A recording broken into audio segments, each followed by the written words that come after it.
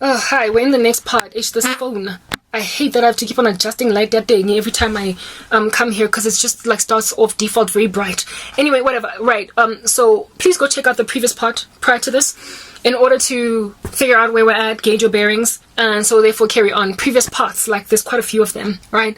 This man that was like a jailbird that was released much too early. He was, I think, supposed to just serve the rest of his life there. I don't know, or many more years. Not like enough basically for me to have never met him. But he was let go because coronavirus slapped the planet. This dude was unrefined, unregenerate. He was not saved, but he was ever in the scriptures, praying. He wanted a wife, but understand this guy did not just want a wife, but he wanted a new wife. He wanted another wife. Again, let me just give you a little bit of this guy's rap sheet. He was divorcing some other woman, and it was his second wife that he was divorcing. And the reason why they were divorcing was because she had 2 children while he was in prison. Ultimately, when he explained to me his whole story, that was not the first time he went to prison. The first time he went was when he was in early stages of marriage with the second wife. And I think he domestically abused her, but he did not say it in so many words. He said it was something linked to him and her having an altercation. He concealed the actual facts. But who goes to prison for an altercation, for just having a disagreement with a wife? And this woman said, filed a case, I think, and then she wanted to drop the charges, but by then the state had already come against him. And so he went to prison for 2 years. This woman felt guilty and uncomfortable, was still in love with him. And so she visited him in prison, visited him with his daughter in prison. And the daughter, by the way, was not the child of this woman, but the child of the first wife. She had not yet had children by him. She was basically stepmom to his young daughter. And this lady decided that, okay, look, I still love my man and I hate that I got him sent to prison.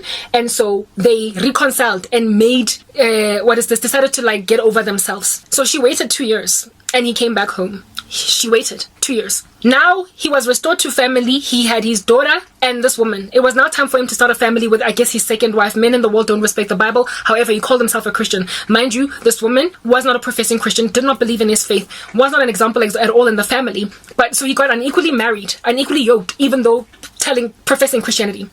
Would not stop dealing drugs. Yo, guys, as this guy's rap sheet. Would not stop banging, whatever. He found himself going back to prison, but not for his drug deals and whatnot, because that's what he was using in order to make money. He got out of prison the first time around. The wife forgave him, and the two of them were married. Okay, he found himself in prison again for attempted murder. He confessed all this to me because let me not give too many details, but some man came at him and they were fighting, and then he had a pocket knife. That's his story, and he just drove it into this guy, and they sent him to prison pretty much for attempted murder. He was there for 7 years. Well, I think he was supposed to be there for more years, which is why I believe he was among the guys that were set free uncomfortably because of coronavirus restrictions. The United States let monsters out of a cage. Do you understand? And those monsters are now afflicting women all the way in Africa. Anyway, whatever. So this dude got into a fight because he was into randomly doing stuff like that, and then found himself in prison for 7 years again. In that time of which the second wife now was like, goodness gracious, why did you put yourself in prison? The second time around, she didn't go to Besuk. She didn't go see him in prison. She was fed up, basically. How in the world are you going to go into prison when we were trying to plan a family? How in the world are you going to go into prison? So this woman went on right ahead. She didn't visit him the whole time. He was in prison the second time around.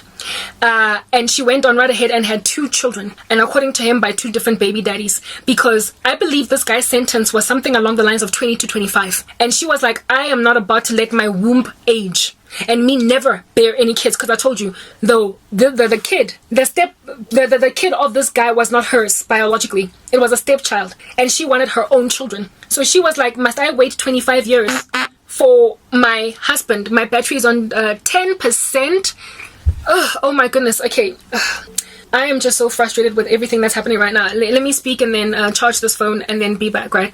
This dude went to prison and this woman was like, I'm not going to wait 25 years for you to come out. So she cheated on him during the time, never actually got a divorce, but she had 2 kids by 2 different baby daddies. According to him, it's 2 different baby daddies. And for that, he called her a harlot. Okay, goodness gracious, guys. Let's just move on to the next part.